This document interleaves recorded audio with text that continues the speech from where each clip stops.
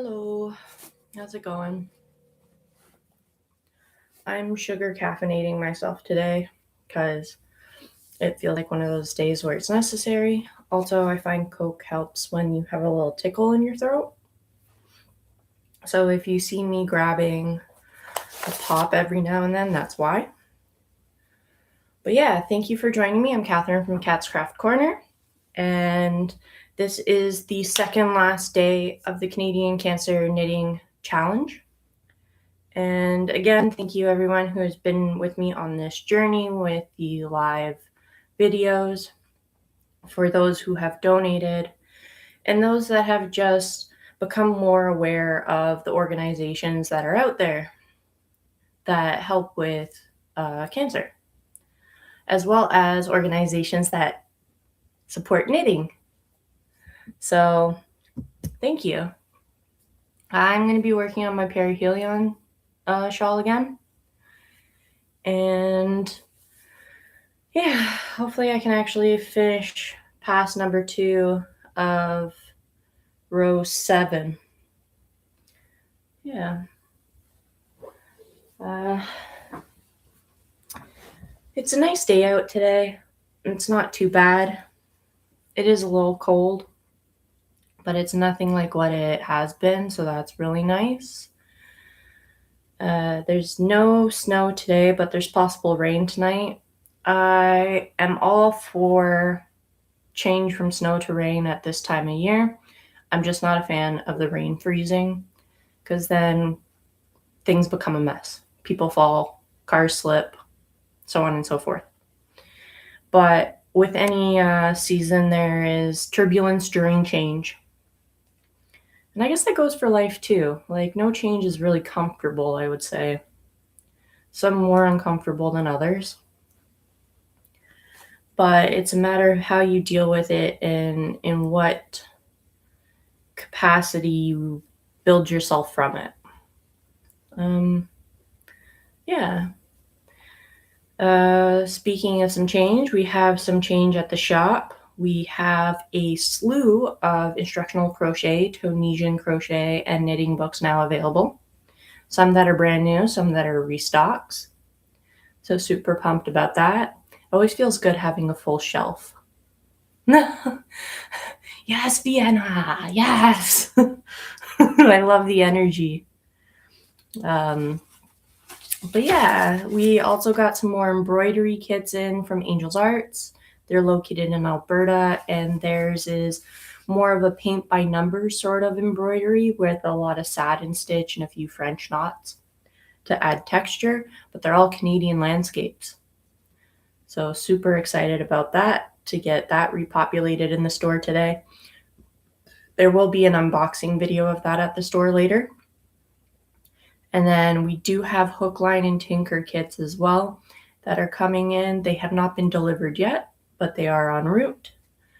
So I'm very happy about that. And yeah, we're just slowly moving along, and we have our workshop on April 19th to be announced next week. We have our March break camps for kids turning 10 by the end of the year to age 17 from Monday to Friday from 9 a.m. till 12. 2 days of knitting, 2 days of crocheting, and 1 day of embroidery, all materials provided. So that's fun. That's something to look forward to as well. And then we are scheduling some of our Learn to Knit, Learn to Crochet classes again for March. We're just figuring out dates. And yeah, March is a big month. So I don't know how in deep into the fiber community everyone is. I obviously am pretty neck deep in it. So there is a free information like session at TMU, Toronto Metropolitan University, used to be called Ryerson, with Landmade, which is part of the Ontario Fiber Shed. It is like an information on shepherders and yarn and lamb and sheep, going from that, like an actual like entity, to note the way I'm saying, some are made into meat. I won't lie about that. But this focuses more so on the actual fleece and what happens with the fleece from shearing to production and final product, and how it benefits different components of the world, whether that's your garden with wool pellets and water soil mineral retention, or how yarn is made from fleece, such as scouring, which is picking out the undesirables like hay and stuff, to batting with a card drummer, and then to spinning, and then to plying, and then to actual skeins. So it should be a lot of fun. There are several pretty well-known farms that are going to be there, like Lickety Split, and I think it's between two trees or between two trees. I might be getting mixed up with the really obscure comedy show Between Two Ferns, but it sounds like that. So that should be really entertaining and interesting. So that's happening in March, on March 6th and 7th. That's a Friday and Saturday, and it's free to attend. And they do have the little marketplace where when the presenters are not speaking, they have their own booth. You can continue talking with them there. So that will be fun to have those discussions with them. And then we have Knit City Toronto. So if you don't know about Knit City, it is organized by a company called Knit Social. And Knit Social, at least for the Toronto location, has partnered with the Toronto Knitters Guild to run and host it. So it used to be called Fiber Flock before COVID, and it was just the Toronto's Knitter Guild that ran it, and it used to be at the Japanese Cultural Center.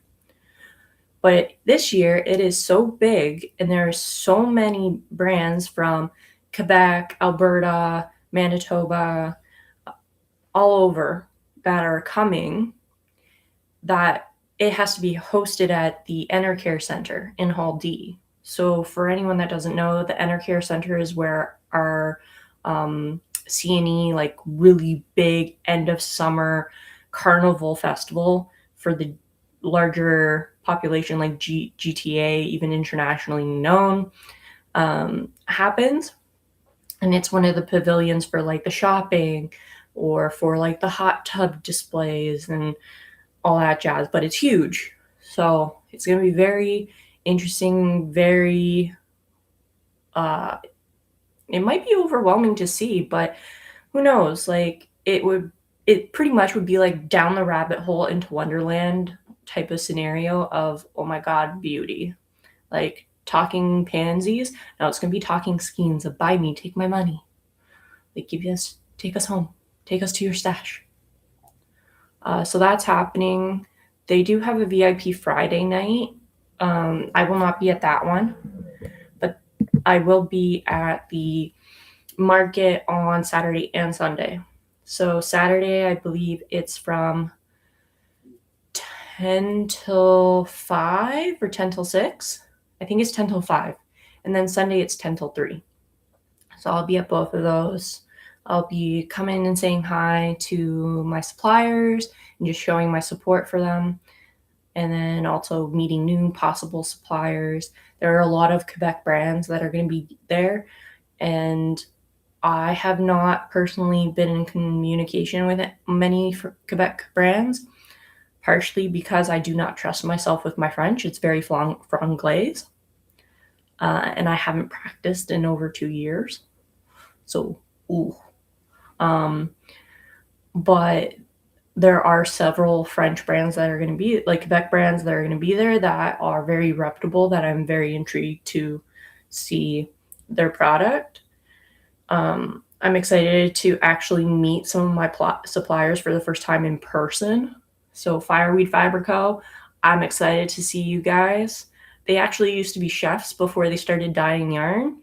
So that's really cool. And yeah, it should be a fun time. And a lot of people I do know are going. So it'll be fun to kind of say hi to everyone, shop around with them a bit. I will be honest, I have a strategy when I go to these sort of things. I do like a circuit first, like a round, to see what everyone has, and then I go to where I want to actually buy. I probably won't be buying this year unless it's for the shop, but either way, it's going to be a good time. And they do have some amazing workshops. I don't know if they're all sold out yet or not, but they are some fantastic workshops. So that is March. March break camp, learn to knit, learn to crochet, the TMU and Landmade free event, Knit City. Oh, and my mom is looking after the shop on Saturday, March 7th, while I'm at the TMU Landmade event. So if you want to go say hi to her and kind of just encourage her, or just be like, hey, Kat's mom, like, she'll be there. She is going through a bit of training right now, so she knows how to process sales and everything, but I've got to give it to her. I love her. The run through with my mom and dad yesterday was good. It was good. My mom knows absolutely nothing about yarn except for that it's pretty and what's soft and what's not soft. But the machine for actually processing payments, she was pretty on point for picking that up, which was good. But I still need to make a manual just in case. So I need to write out everything about the yarns, and then also how to process payments. But she will not be doing any returns or exchanges. She will not be doing those. So on that Saturday, she will not be doing those. And there will be an announcement on the website of those not happening on that Saturday. But yeah, it was good. They brought lunch, which was really sweet. So when I was younger, I had a lot of trouble talking to my parents when I was in trouble, because I thought as growing up, you should be more independent and more separated from your parents and not need their help. It took me a good several years and a traumatic life event to actually realize there's nothing wrong with asking for help, especially from your parents. And so them and I have been having a lot of heart-to-hearts, and yesterday during the training, that was also one of them. So it was tough having that heart-to-heart with my parents, but it was a necessity. And as much as it was painful in the moment, it's going to be okay. It's going to be better than what the initial heart-to-heart was about. So up and up. I definitely have the most amazing parents. So yeah, Mom, I'm sorry that I told you when I was really frustrated as a teenager and really heavily under the influence of whiskey that I hate you. I really don't. And I'm going to be apologizing for that forever. But yeah, her training went well. Yeah, they stuck around for a bit, which was really nice. It was good. My dad was my dad. Yeah, my dad was my dad. Sitting there, quiet, stoic, making jokes. Yep. That's my dad. Yeah.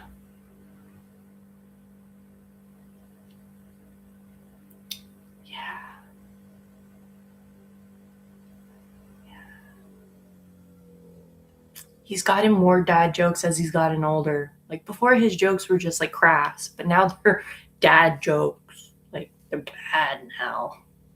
Not like crass bad, like ew, but like bad as in like, oh no, you didn't. You did. I wish I could regurgitate some of them, but I can't even. Like it's not in my DNA to regurgitate those jokes at this moment. I do have my moments where I make them, but I just can't. I should take videos. The kids are good. They are very good. They were a little upset with me today because I did not stay in bed and cuddle them for an extra hour like I normally do when Dad leaves. As you can see, Zeus is already showing up to be like, Mommy, why? Hello, yes. Thank you. Thank you. Yeah, they weren't very happy that I got up really early to try and be productive and do laundry rather than spend our regular hour cuddling. But it's okay. Both forgive me. Sorry. He has a thing for wet willies and nibbling on ears. But yeah, no, they're good. The pups are good. I'm actually going to take them up for a walk after I'm done this chat. And then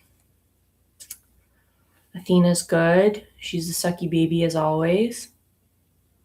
She likes my yogurt. So on occasion I'll have yogurt with granola, and there's no way I can escape her not having a little bit. Like, she'll climb me to get at my yogurt. She loves yogurt. Don't know why, but she loves yogurt. She's never really been a big eater. She'll graze, but like she goes pretty hard on the yogurt. Yeah, it is the pups' version of the cheese tax. Anytime they hear like the rustle of a certain type of plastic, they know it's cheese and they come bolting over and they're just like, hello, we're here. No, you cannot sit in peace until you feed us. You gonna share? Yeah, okay. We're okay with that. We're friends still. Yeah, no, the cheese tax is real.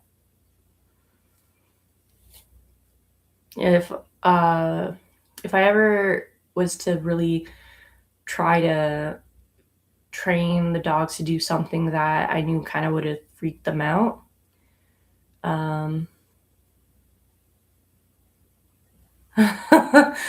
Mom, after almost, yeah. You gotta love those little tackles though. It's kind of like, yeah, I wish this was actually for me, but I know it's for the cheese. Yeah. But I use cheese for training them or the cheese stuffed ravioli. They go nuts for that with no sauce. But those are their high reward treats when training them for new things. And this year, I think we're going to try and train them to sit on the paddle boards. So this summer, they probably won't be coming with us on any of the paddleboard trips, but they'll definitely get the training of like anytime they go near it, they get a treat. Anytime they actually go on it, they get a treat. Anytime they sit on it, they get a treat. If they sit on it for a prolonged period of time, they get a treat. If they lay down on it, they get a treat. Like just that positive reinforcement over and over again until they feel comfortable enough to lie on it without having really to be given a treat for prolonged periods of time and just feel content. And then at that point, we will probably try taking them out to the water with us on the paddleboard. And that'll be kind of like a slow introduction because it's a different feel than the paddleboard being on the ground. But at least they'll know that the paddleboard is a good reinforcement. And they both have life jackets. So we're all good there. Yeah, they both have life jackets. I don't remember where I am. Was that a knit? That's a knit. Okay, so if that's a knit, no, that's a purl. Oh, right. I don't need to do it the hard way. I'm on the left make, so yeah. Yeah, so one is bright lime green and the other is bright orange or bright yellow. Kind of looks like a rubber ducky when they're wearing it. And the other one makes them look like they're a lime and a coconut type of vibe. But Zeus was really hard to find a life jacket for. So they do not commonly make life jackets for extra large dogs. or extra, extra large dogs, and Zeus is in between. So I think we found his life jacket at Mech. Yeah. PetSmart, Ren's, Global Pets, Pet Value, they did not have one that would fit him. Mech, Mountain Equipment Co-op. Surprise. They have one large enough for Zeus. So yeah. It was a very happy find. Very happy find. And he loves the water. Yeah, they don't think about, well, they think about the mid-sized dogs pretty well. So Gilligan was easy to find, which he's a large. But after that, yeah, it's very difficult to find. They don't think about it. I think they just think that they don't swim. And in my head, I'm like, have you ever seen Coast Guard dogs? They're all Newfies. Coast Guard dogs are huge. And they're all pretty much Newfies. Like, yeah, they're between an XL and above. They're ginormous. I give so much credit to Coast Guard dogs. Some of the rescue missions they do, incredible. Incredible. Like, I don't think they even know how incredible they are. They're just kind of like, I got you. Whee! And like maybe they're a bit afraid, but at the same time, they're just like, I've done this before. Let's do this. Right? But yeah, it's incredible what dogs can do, or cats are ninjas. But it's incredible. And not even like the big stuff. I mean, even the small stuff, like just the oxytocin that your body will release just from being in the presence of the pet, especially one where you actually can pet them. Like your body just instinctively releases oxytocin and reduces your cortisol level. It's incredible. Incredible.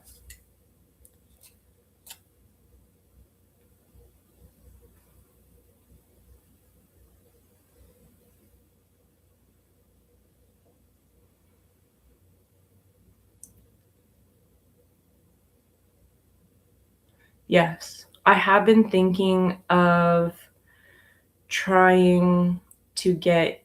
So originally, I was going to have Zeus try to be a therapy dog because he's perfectly fine with people not at home. At home, he can be a little territorial of the house at first. But when he's out and about, he's pretty chill because he's like, well, this isn't my home. I don't actually have reign or domain. And he's just kind of like, hey, what's up? But Gilligan is the quintessential form of what a therapy dog should be, except for he does still get slightly reactive when other dogs walk by. And it's not like reactive, like barking, it's just that he'll be very interested in them. But I would love to have Gilligan be a therapy dog. He would be perfect for it. But at the same time, that depending on where you do therapy dog, essentially, it's not really training, it's like testing, and you sign up. So if you do it with St. John Ambulance, I believe they ask you for a commitment of 10 hours a month. And that might not seem like a lot, but that's a lot for me right now. And I don't see Chris taking Gilligan to a therapy session just because Chris doesn't like people.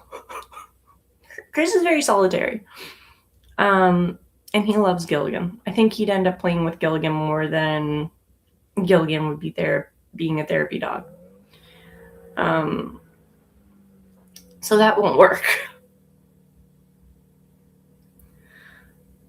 And then that means that I would have to do majority of the therapy work, like the volunteering. And I just unfortunately don't have the time. I barely have time to do the volunteer work for the city. And all they require is 10 hours a year. just because of the hours that the shop has. Like, I love volunteering, and I used to volunteer for the Toronto Knitters Guild, but like the time commitment is a lot. Yes, their size would be perfect for therapy dogs. They make great pillows. No. But no, I don't know. There's something really nice about volunteering. I know that sounds really weird to be saying in a way, because I don't know. It's energy expended with, I guess, not really anything in back, but it's not altruistic in any means. Like, I get the satisfaction of knowing I have helped contributed to an event that makes other people happy. Um, so that is my selfish take on volunteering, is that I feel fulfilled by helping. It's not really altruistic. Um, Gilligan's volunteering would 100% be altruistic, because he'd just be like, oh, hey. Yes. They have more substance when hugging them, for sure. They definitely do. I love hugging Zeus. His head fits so perfectly in the nook of my neck. I love hugging Zeus. Gilligan's great for cuddling, because he sits in the crook of like my stomach. Perfect. I can just shrimp over him.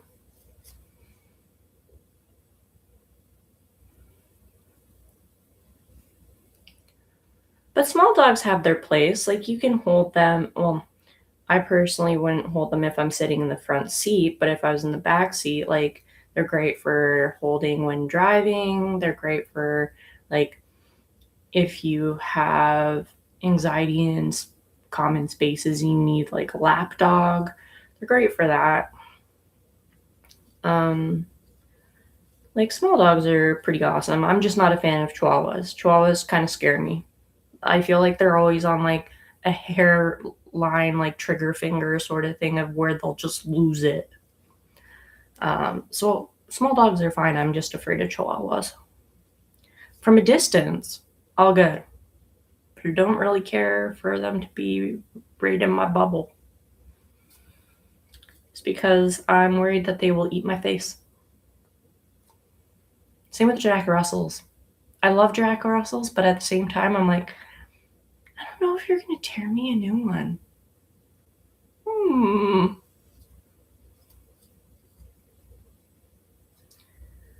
It's like, this is a conundrum.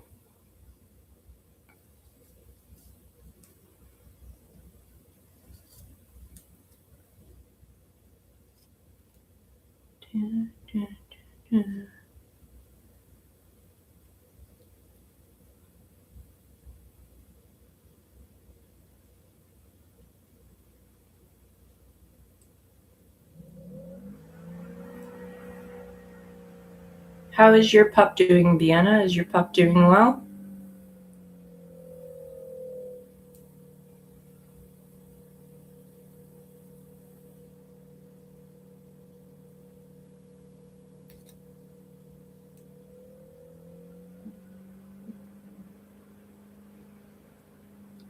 Aw, his lunchtime nap. I love that. And let me guess, you just love staring at him, because it's like, oh my god, you're so peaceful. This must have been kind of what you were like when you were a puppy. Like, their face even becomes more puppy like when they're sleeping. Except for Gilligan sometimes. Gilligan sometimes will sleep with his eye open, and it just freaks Chris and I out sometimes, because he'll be like,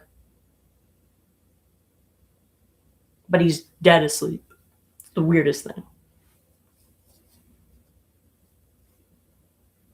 Such a strange dog. But yes, all the pictures. All the pictures. For sure. For sure, for sure.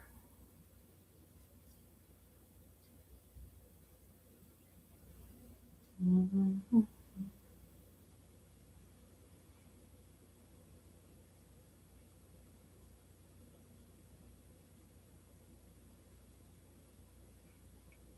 Kind of creepy. Yeah, it is creepy. It's 100% creepy. But I still love him all the same, just as much. And I just coax it up to he has a personality. Ooh, does he have a personality in one brain cell? Yeah. In one brain cell. All right, well, perfect timing. I finished round 7. So let me see if I can kind of see like the flower effect going on here. The flower effect. Well, perfect timing. I'm done my round, and I now need to take the boys for a walk before I go to work. So thank you again, Vienna, for joining me, and anyone else who ends up watching this video, thank you. Oh, I have like dog hair. Thank you for joining me. I'm off to go walk the dogs and then open up the shop. If you're in the Oshawa area, come by Cat's Craft Corner. Come say hi. In the meantime, stay safe, stay warm, stay dry. Bye.